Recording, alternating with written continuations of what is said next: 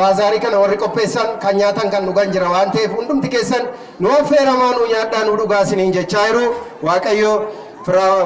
maraa olii wajjin hafuura qulqulluu fi madarakii kana gadhiiseeraa fi isaa wajjin taa'aa faarfadha. Yaada keenya sassaabbannu yaada keenya sassaabachuudhaan mallattoo fannoo gooftaa keenya qoricha keenya Yesuus Kiristoosiitiin qaama keenya yeroo tokko mallatteeffannu maqaa Abbaa maqaa Ilmaa maqaa Hafuura Qulqulluu sadan Waaqayyo tokko Ameen. Kabajamoo jaallatamtoota maatii warra Waaqayyoo dirree badiisaa adda addaa irraa bakka eebbifama qulqullaa kanatti kan walitti qabamtan kabajamoo abbaa keenya Baayitaawii Qomoos Abbaa Walde Mikaa'el akkasuma kabajamoo abboota koolubootaa obboleewwan daaqonootaa abboolee farmoolee obboleewwan faarfattoonni hundumtuu akkam jirtu innagaamu sagaleen keessan akkam turtanii akamin saati kana egdanii ni galateeffamuu namala isaa kan ta'e galanni horii isaa kan ta'e maqaan Waaqayyoo kan ulfaateef kan kabajamuuf haa ta'u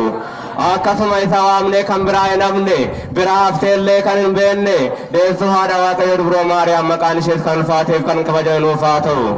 akkasuma ergamoota Waaqayyoo toloota Waaqayyoo qulqulloota hundumaa kennaaf aangoo isaaniitti maqaan isaanii kan ulfaateef kan kabajamuuf haa ta'u hundumti keessan bakka jirtanii ol kaanee Waaqayyoon waliin galateeffanna hundumtu bakka jirtanii ol kaa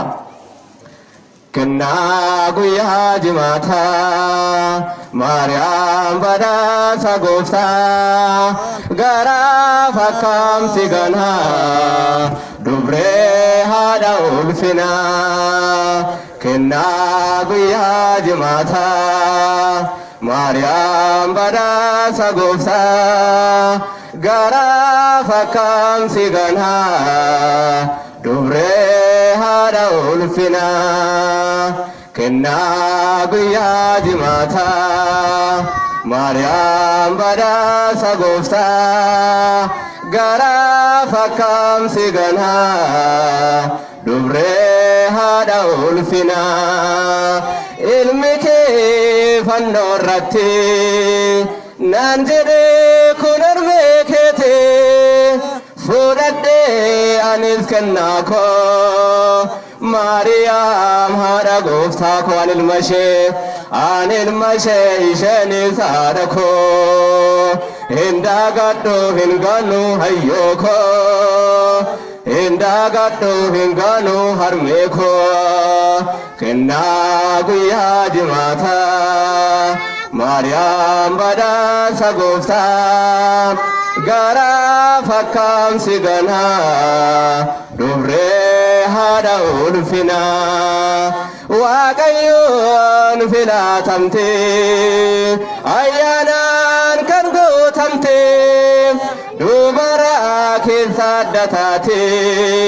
Maariyaam kan eebbifamte hin dhokfamoo dhugaan macaafarraa haati gooftaa ni caalti hundarraa haati Yesuus ni caalti hundarraa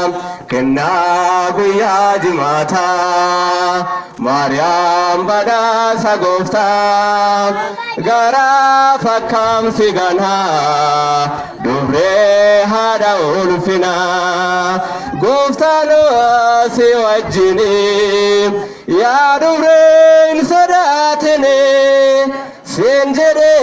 ergamaan gooftaa ni deebsaa mootii moototaan ilma ishee isheenis haadha koo hin daagadhu hin gannu hayyoo koo hin daagadhu hin gannu harmee koo kennaa guyyaa jimaataa Maariyaam badhaasa gooftaa garaa fakkaamsi ganaa dubree haadha ulfinaa dhaabbattee mirgaa gooftaa addunyaaf ni kadhattaa urgooftuuf oliin ardoosii Maariyaam haadha Yesuusii hin dhokfamoo dhugaan macaafarraa ati gooftaa ni caalti hundarraa ati yesuus ni caalti hundarraa kennaa guyyaa jimaataa maariyaam badhaasa gooftaa garaa fakkaamsi ganaa dubree haadha ulfinaa kennaa guyyaa jimaataa maariyaam badhaasa gooftaa garaa fakkaamsi ganaa dubree haadha ulfinaa. Galanni Waaqayyoof haa ta'u.